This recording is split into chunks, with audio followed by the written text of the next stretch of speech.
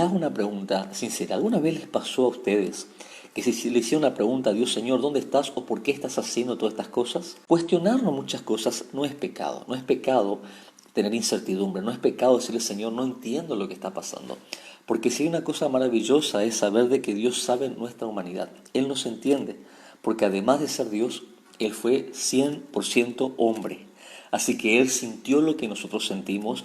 Él conoce nuestras frustraciones, conoce nuestras preocupaciones. Y qué lindo es cuando nosotros podemos comprender que tenemos un sumo sacerdote que sufrió todo lo que nosotros hemos sufrido, hemos padecido y padecemos en medio de nuestras luchas, frustraciones, enojos, preocupaciones, y hablar con el corazón y decirle, papá, esto me preocupa o esto me está quebrantando. Y bueno, en esto surge esta pregunta muchas veces ante situaciones que nos sorprenden. Puede ser un accidente, puede ser una pérdida en cualquier área, puede ser la frustración de un plan que no salió, de algo que estaba totalmente esquematizado y a última hora algo nos sorprendió y surge esta pregunta, Dios, ¿por qué nos está pasando estas cosas? Y entrando ya en el tema, permítanme leerles una partecita aquí del libro de Habacuc, principalmente en la última parte del libro del profeta Habacuc, el cual no comprendía. El profeta Habacuc era un profeta al cual el Señor había levantado en medio de una circunstancia específica del pueblo de Israel y estaba pasando por un juicio de parte de Dios por consecuencia de sus pecados. Pero el profeta no estaba todavía viendo con claridad la situación y humanamente hablando le cuestiona a Dios y le dice, Señor, ¿hasta cuándo será el sufrimiento del pueblo? Porque no comprendía lo que Dios estaba haciendo hasta ese momento. Nosotros en nuestros ojos naturales vemos las circunstancias que estamos viviendo y realmente consideramos dentro de nuestra percepción humana, Señor, esto que está pasando realmente es injusto. Señor, ¿por qué está sufriendo mucha gente? Porque seamos sinceros, parece injusto a nuestros ojos humanos que de repente, bueno, si fueron aquello que experimentaron o es producto de esto y aquello, ¿por qué nosotros o por qué gente que está sufriendo? El profeta Habacuc también se hizo esa pregunta y después cuando él comprendió y vio el panorama general de lo que Dios estaba haciendo y comprendió los propósitos de Dios, él declaró lo siguiente. En el versículo 17, capítulo 3 de Habacuc dice, aunque la higuera no florezca, ni en las vides haya frutos, aunque falte el producto del olivo, y los labradores no den mantenimiento, y las ovejas sean quitadas de la majada, y no haya vacas en los corrales, con todo yo me alegraré en Jehová, y me gozaré en el Dios de mi salvación. Aunque no haya nada, aunque no entienda lo que esté pasando, aunque se terminen los recursos, aunque no sepa para dónde ir, parafraseando el versículo, con todo eso yo me alegraré en el Señor, en Jehová, el Dios de mi salvación. ¿Sabes cuándo vamos a experimentar la alegría y el gozo del Señor? No es cuando comencemos a ver las circunstancias y no quedemos solamente en la interrogativa, sino cuando nos acerquemos a Dios realmente y hablemos con Él y le digamos, Señor, ayúdanos a entender, a comprender que tú estás obrando en medio de todas estas circunstancias. Yo creo que el problema mayor no está en entender la soberanía de Dios. Yo creo que el problema mayor está en entender nuestra fragilidad y nuestra mortalidad. Porque el problema no es que Dios no sea soberano. El problema es que nosotros no creemos demasiado perdurables o demasiado duraderos, al punto de que juega en nuestra mente la idea de, bueno, esto a nosotros no nos va a pasar. O bueno, a mí no me va a pasar nada, ¿cierto?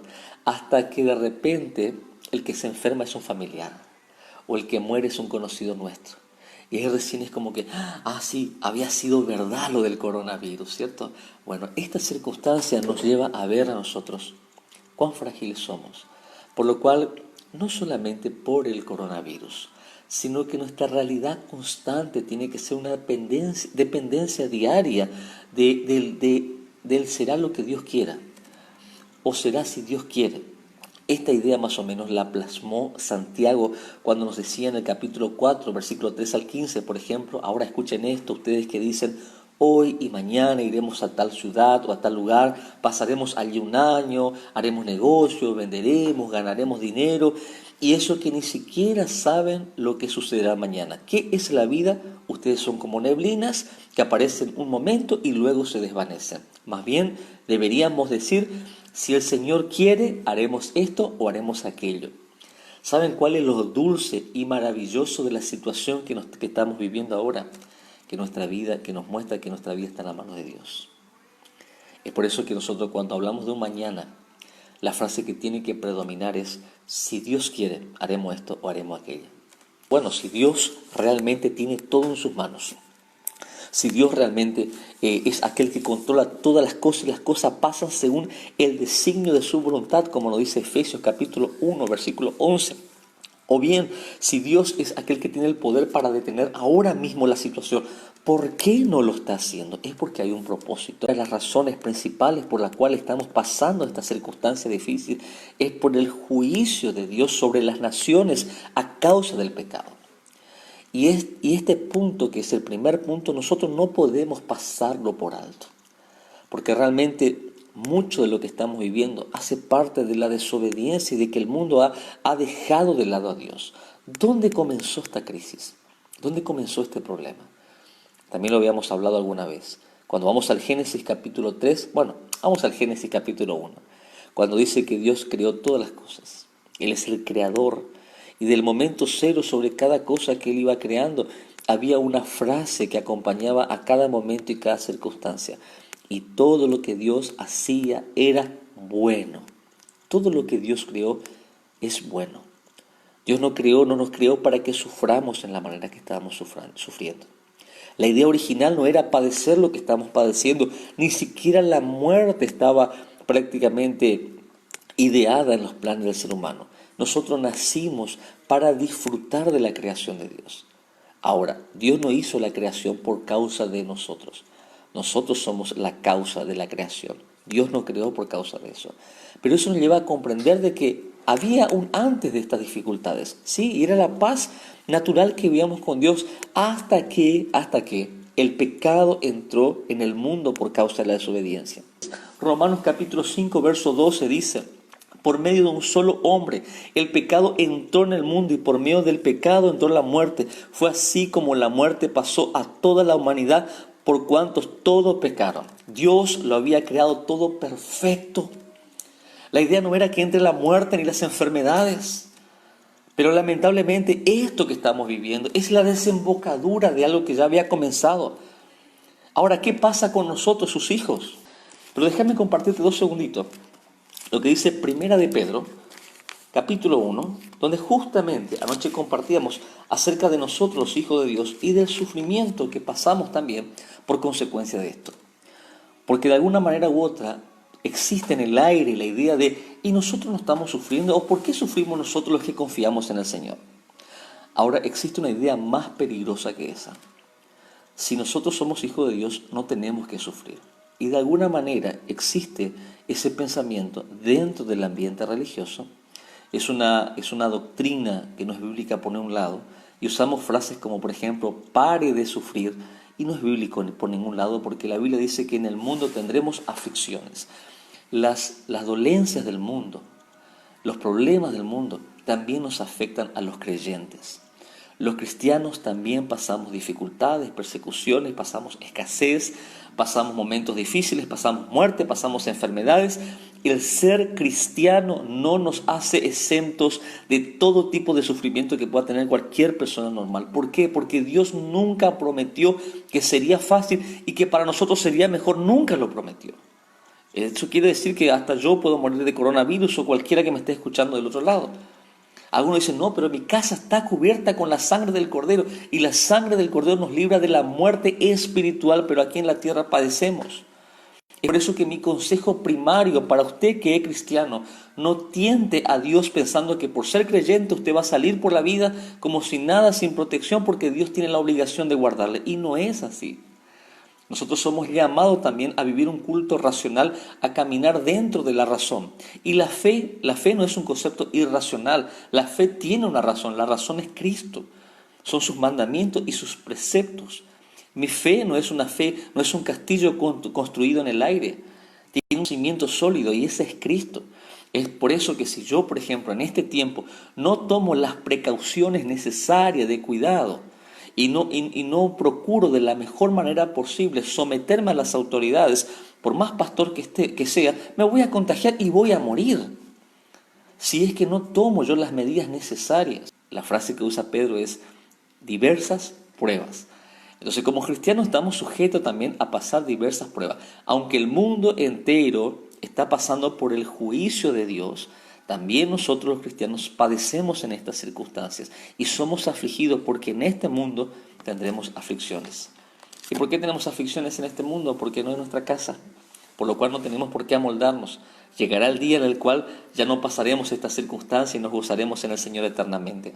Tenemos que comprender de que la promesa para todos nosotros es que nunca estaríamos solos. Dios está con nosotros, aún en medio de la enfermedad, aún en medio de la persecución y aún en medio de cualquier otra dificultad. Si yo como creyente me agarro del poder de Dios para ir en contra de las autoridades o andar de manera imprudente, sí te vas a contagiar y lo vas a hacer a propósito porque tentaste a Dios, porque no te cuidaste, porque no respetaste, y es necesario comprender y tener claro este concepto. Esta demostración general de la fragilidad de la humanidad, donde no hay poderosos ni bajas categorías, solamente aquellos que necesitan de Dios, nos está mostrando de que esta situación nos está preparando para un hecho inminente, recordándonos la segunda venida del Señor. Si nosotros recordamos, las pestes, las enfermedades hacen parte de las señales de la segunda venida de Cristo. La Biblia habla de principios de dolores también. Entonces, que podamos comprender en esta mañana de que el Señor está viniendo, y la Biblia habla de que el Señor volverá a buscar a su iglesia. En el libro de Hechos, capítulo 1, versículo 11, hay un momento muy lindo cuando los discípulos de Cristo estaban despidiendo al maestro, el maestro estaba subiendo a los cielos. En la ascensión cuenta que se aparecieron unos hombres, unos ángeles a estos discípulos y le dijeron: ¿qué hacen aquí mirando al cielo? Ese mismo Jesús que ha sido llevado de entre ustedes al cielo vendrá otra vez de la misma manera que lo habéis visto irse. Hay una promesa bíblica de que el Señor volverá a buscar a su iglesia, volverá a buscar a los redimidos, aquellos que confían y creen en Dios. Entonces, todas estas circunstancias son las señales, son las alertas de que el Señor está pronto a su venida. Y para nosotros tiene que ser un gozo y tiene que ser también un llamado de prepararnos para ese momento. Es que el coronavirus también es un llamado, un estruendo fuerte al arrepentimiento. Es un llamado de Dios a volvernos a Él realmente. Y tenemos que aclarar el concepto de arrepentimiento, porque muchos confunden arrepentimiento con remordimiento. El arrepentimiento es la conciencia, es la acción con reacción, es la conciencia de saber que estoy mal, que mis caminos están mal, que estoy andando por malos pasos, reconocer y cambiar de dirección. Cuando Dios nos llama al arrepentimiento, nos llama a tomar conciencia de que hasta este momento no nos hemos reconocido que somos pecadores, no hemos reconocido que necesitamos de Dios y no le hemos dado el lugar que le corresponde a nuestras vidas. Y necesitamos a partir de ahora comenzar ahora una relación con Dios. Ahora, remordimiento es es la reacción sin acción. Es cuando yo sé que estoy mal, sé que estoy obrando mal, pero no hago nada para cambiar. Y ese es otro gran problema. Muchos se quedan solamente en ese remordimiento. Isaías 55:6 nos habla justamente de que nos dice lo siguiente: buscad a Dios mientras Él pueda ser hallado, llamadlo en cuanto Él está cercano. Entonces no descartemos que este coronavirus o esta circunstancia difícil que estamos pasando a nivel mundial no deje de ser un tic de Dios en nuestras vidas, un toquecito en el hombro, susurrándonos, porque aunque parece un desastre mundial, todavía es un susurro de Dios comparado con lo que Él puede hacer si Él quiere hacerlo, diciéndonos con voz suave: arrepiéntete, arrepiéntete de tus malos caminos, arrepiéntete de la idolatría, arrepiéntete de no tenerme en cuenta, búscame mientras todavía hay tiempo. Y la última es que también el coronavirus es un instrumento para sacarnos de nuestra zona de confort y comenzar a hablar y a predicar el Evangelio hoy más que nunca. Porque si hay una cosa que la gente necesita, o la palabra de ánimo que la gente necesita, no es apenas una motivación a todo va a estar mejor, sino es una verdad a Dios está en el control de todas las cosas, descansar en el Señor. Cuando nosotros consigamos ver por lo menos ese panorama de forma amplia, ahí podemos otra vez volver al libro de Habacuc y entender las palabras del profeta. Cuando después de que él vio que Dios estaba obrando con un propósito y por una causa sobre el pueblo de Israel, paró de reclamar o paró de interrogar a Dios y declaró otra vez lo que dice en el verso 17: aunque la higuera no florezca, ni en las vides haya fruto, aunque falte el producto del olivo, y los labradores no den mantenimiento, y las ovejas sean quitadas de la majada, y no haya vacas en los corrales, con todo yo me alegraré en Jehová y me gozaré en el Dios de mi salvación. Si nosotros entendemos entonces de que lo que estamos viviendo es permisión de Dios, por más que sea consecuencia de lo, perdón, porque la soberanía de Dios no quita la responsabilidad del hombre, y en eso quiero que seamos claros también. Si bien lo que estamos viviendo es permisión de Dios, ya sea por irresponsabilidad del hombre o lo que fuese, sigue siendo permisión de Dios.